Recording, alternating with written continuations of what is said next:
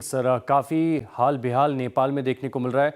स्थिति बहुत तनावजनक देखने को मिल रही है, लेकिन ऐसे में सबसे पहले समझ लेते हैं कि इंडिया और नेपाल के बीच में किस प्रकार के ट्रेड रिलेशंस देखने को मिलते हैं। तो इंडिया अगर आप देखें तो बड़ी मात्रा में एक्सपोर्ट तो करता है, लेकिन वहाँ से इंपोर्ट लगभग ना के बराबर है।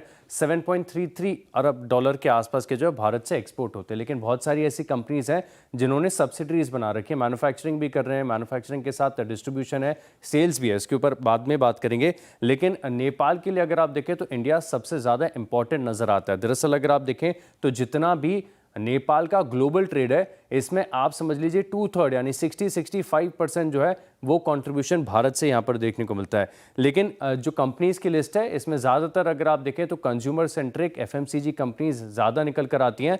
और सबसे पहले बात करते हैं डाबर की। डाबर अगर आप देखें तो नेपाल में इसकी जो ब्रांड रिकॉल वैल्यू है बहुत ज़्यादा स्ट्रॉन्ग देखने को मिलती है। साथ में अगर आप देखें तो आयुर्वेदिक प्रोडक्ट्स और जो फूड प्रोडक्ट्स हैं, इनकी मैन्युफैक्चरिंग प्लांट भी है और बिक्री का स्केल भी अगर आप देखें तो काफ़ी सिग्निफिकेंट है। इनफैक्ट अगर आप देखें तो नेपाल के जो एक्सपोर्टिंग हाउस हैं, उनमें सबसे बड़े टैक्स पेयर्स के तौर पर भी अगर आप देखें तो ये डाबर की सब्सिडरी मानी जाती है।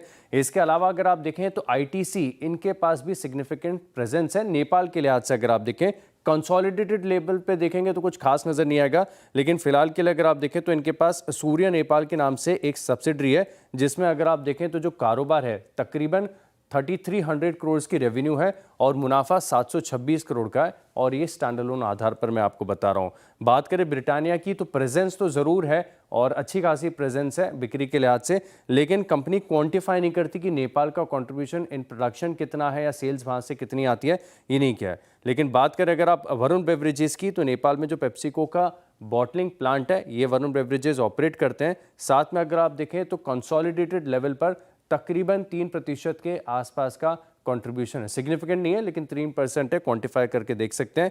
एचयूएल, इसकी बात करते हैं अंत में, और यहाँ पर क्वांटम देखें तो लगभग 1% से भी कम है। हालांकि ब्रांड रिकॉल वैल्यू एचयूएल की भी काफ़ी ज़्यादा है नेपाल में, तो बहुत बड़ी निर्भरता रखता है नेपाल भारत के और ट्रेड रिलेशंस के लिहाज से।